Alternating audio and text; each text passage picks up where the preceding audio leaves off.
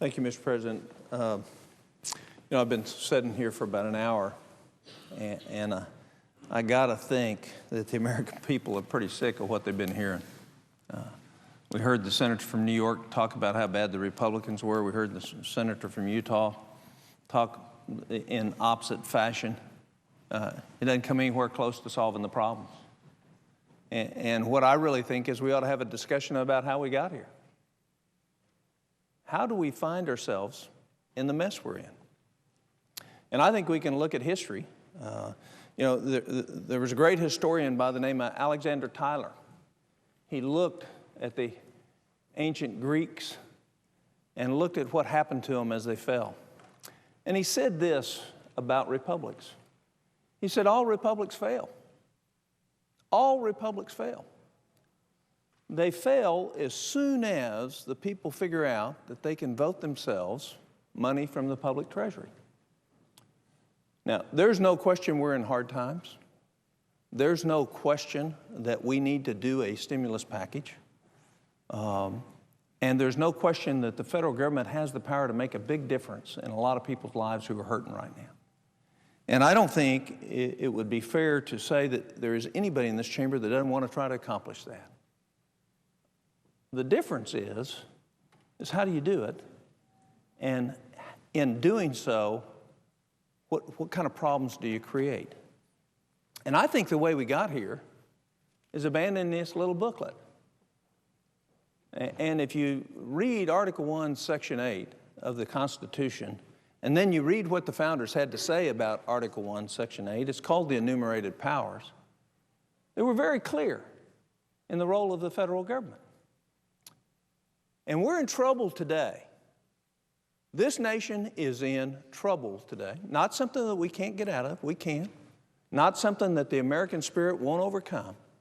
But we're in trouble today because we've let the politicians of our country abandon the very clear rules and wisdom that was given to us by a unique, almost ordained group of individuals over 200 years ago that saw a vision and said, how do we keep this vision?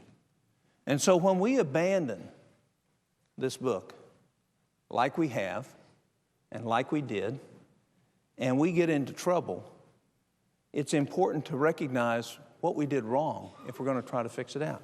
The other thing that I'm pretty tired of hearing about, and I think the American people are too, this isn't a Bush, Clinton, or Obama thing. This is a Congress thing. No president can spend money without us telling or allowing that to happen. I almost laughed when I've heard all the claims on the floor from both sides about the trouble that we're in and how we got there, and deficits, and the senator from Vermont and his claim of $1 trillion. I think the CBO cost on that was $60 billion on estate taxes. But the idea that we would put a blame on anybody other than ourselves. And the truth of that is just go look at the votes on the appropriation bills for the last 8 years in this country. It's nearly 100% on one side and almost 95% on this side of people voting to spend money we didn't have for things that we didn't need. So I think it's really important that the American people, as they see us trying to work through a process, number one, reject any partisanship that you're going to hear in this body. And when somebody starts being partisan, you know to turn the TV off, because what it means, they don't have anything substantive to talk about if they're pointing their finger at somebody else. The second question I think we ought to ask is what we're doing going to fix the problem? And here's the problem. The problem goes back to this. We set up two agencies, Fannie Mae and Freddie Mac, to socialize the risk for home ownership in this country. Total violation of what is in this book. It's a total violation of what's in this book. And then we said, well, maybe we can help people a little more, so let's go to subprime mortgages And let's bonus the people who work at the GSEs, Fannie Mae and Freddie Mac. The more the subprime mortgages they take, the more money they made. If I remember, one former leader of Fannie Mae made $140 million because we bought mortgages that we knew people weren't going to be able to pay for, but the incentive was there in a quasi-government-owned agency to do something that's outside of the enumerated powers of the Constitution. So as we abandon principles, the best way for us to solve the problems that are in front of us is go back and what are the principles? What are we doing? The other concern is, do we have the potential to make things worse? And nobody's talked about that today. Is what we're doing, does it have a potential downside for the American people? And you can't talk to one economist that doesn't say yes. Matter of fact, the CBO's on score. 10 years from now, this will either have zero effect or anywhere from a -2 to a +0.3 effect on the economy. And the reason for that is we're going to borrow so much money as we do this bill that we're going to crowd out private investment in this country. That the government's going to have all the money and people aren't going to be able to borrow money to be able to invest in new ideas which create opportunity, which create jobs, which create increased standards of living. So going back, how did we get here? And what's the real problem? For us to create a stimulus bill right now, before we have a way to solve the housing and mortgage crisis, because the bank problem wouldn't be there if the mortgage and housing crisis wasn't there, for us to fix those first before we do this. And for us to have a plan to do that. And as a physician, one of the things that I notice is, if somebody comes into the emergency room with chest pain, it's one of 3 or 4 things.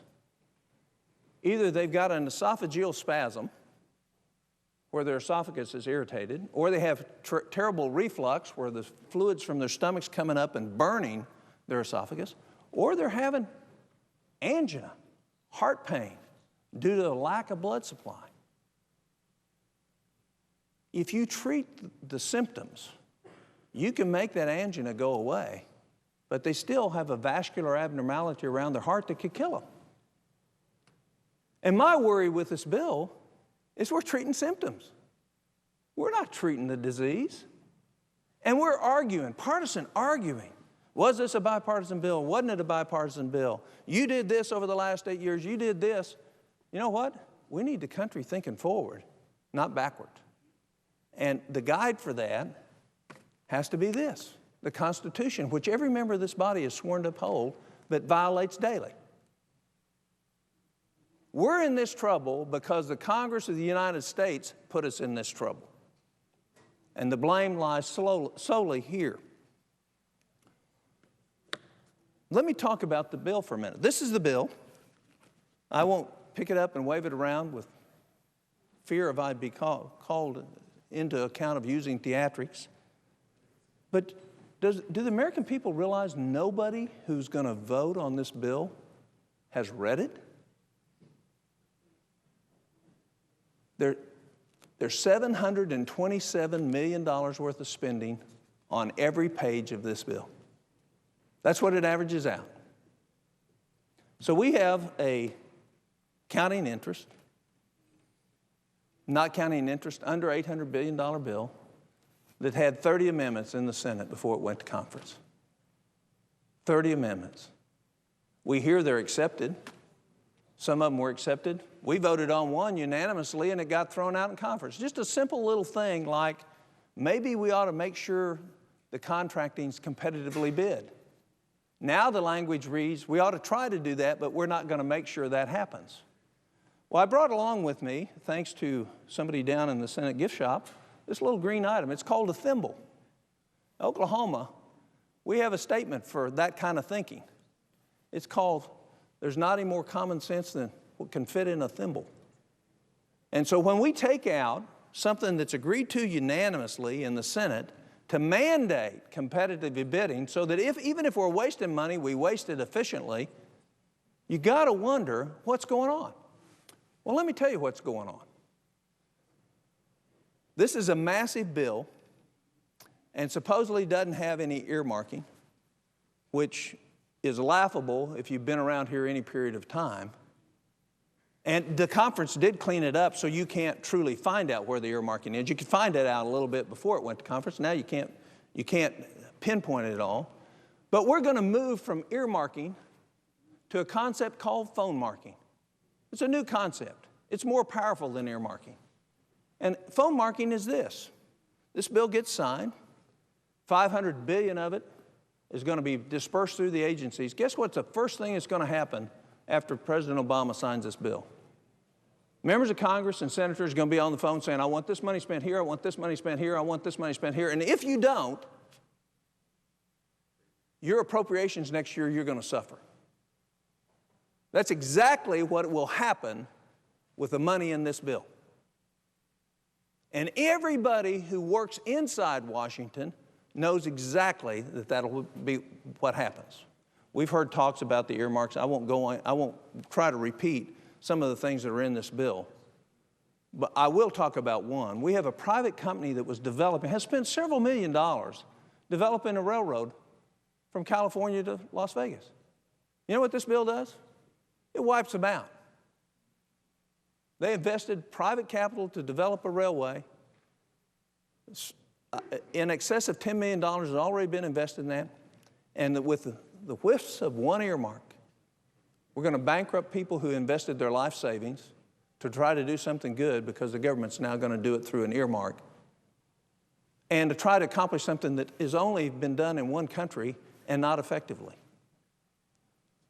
It costs $100 million a mile to build a maglev train. And we're not going to see any of that money spent for 4 or 5 years because the technology isn't there. That aside, there also was an amendment that truly would have done something to fix the real problem, housing, the Isaacson Amendment, a $15,000 tax credit if you're buying a primary residence, whether it's a foreclosed home or a new one.